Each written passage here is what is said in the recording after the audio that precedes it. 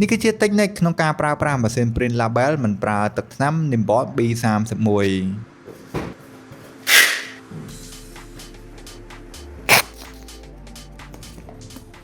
ដើម្បីចាប់ផ្ដើមបងប្អូនត្រូវចេះដាក់ក្រដាសរបស់វាជាមុនសិនគ្រាន់តែរុញកន្លឹះចំហៀងដើម្បីបើកគម្របរួចដាក់ដុំក្រដាស Label ចូលទៅក្នុងនោះចំណុចដែលត្រូវដឹងត្រូវប្រាកដថាក្រដាសដែល Print បែរចុះមកខាងក្រោមរួចទាញវាឲ្យលយចេញក្រៅបន្តិចទើបបិទគម្របវាឲ្យណែនបន្ទាប់មកទៀតត្រូវសង្កត់លើប៊ូតុង Power ឲ្យជាប់រហូតដល់វាឮសំឡេងបញ្ជាក់ថាវាបានដំណើរការហើយបន្ទាប់មកយើងយកទូរស័ព្ទដៃចូលទៅកាន់ App Store ឬក៏ Play Store ដើម្បីទាញយកកម្មវិធីដែលមានឈ្មោះថា Nimbot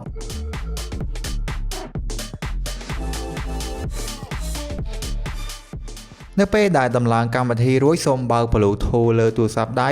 ឬចូលទៅកាន់ App អ្វីដែលកាន់តែពិសេសបំផុតរបស់ App Nimbot គឺយើងអាចផ្លាស់ប្ដូរពីភាសាអង់គ្លេសទៅកាន់ភាសាខ្មែរបានយ៉ាងងាយស្រួលដើម្បីផ្លាស់ប្ដូរភាសាយើងគ្រាន់តែចុចលើពាក្យមីក្រោមខាងស្នាមដៃបន្ទាប់មករកមើលពាក្យថា Setting ដែលមានរូបដូចខាងក្រោមបន្ទាប់មកទៀតយើងចុចពាក្យថា Switch Language រួចអោះចុះមកក្រោមរកពាក្យថាខ្មែរភាសាខ្មែររួចចុចពីលើពាក្យហ្នឹងជាការស្រេចបន្ទាប់មកទៀតយើងគ្រាន់តែចុចលើប៊ូតុង Connect វានឹងស្វែងរកម៉ាស៊ីនដោយស្វ័យប្រវត្តិនៅក្នុង App របស់ Nimbot គឺមាន font អក្សរខ្មែរស្អាតជាច្រើនប្រភេទមិនថាអ្នកចង់ផ្លាស់ប្ដូរ font style រូបភាព logo ឬបង្កើត barcode និង QR code គឺធ្វើបានតាមចំណង់ចំណូលចិត្តនៅពេលដែលអ្នក design រួចរាល់គ្រាន់តែចុចលើប៊ូតុង print នោះម៉ាស៊ីនវានឹងបញ្ចេញក្រដាស label មកភ្លាមតែម្ដងម៉ាស៊ីននេះបានប្រើប្រាស់បច្ចេកវិទ្យា print កម្ដៅដែលជួយឲ្យអ្នកចំណេញថវិកានិងមិនចាំបាច់ចំណាយលើទឹកថ្នាំសូម្បីតែមួយដំណក់ចំពោះគុណភាពវិញក្រដាស label របស់ Nimbot គឺមានភាពស្វិតខ្លាំងនិងមិនងាយរហែកអ្វីដែលកាន់តែពិសេសបំផុតគឺវាមានសមត្ថភាពមិនជ្រាបទឹក waterproof ថែមទៀតផង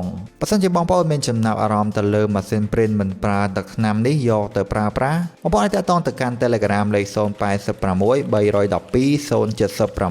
077 ឬក៏អាចតាក់ទងទៅកាន់ Facebook Page ដូចជា Techbox Creator Hub និង Nimbot Cambodia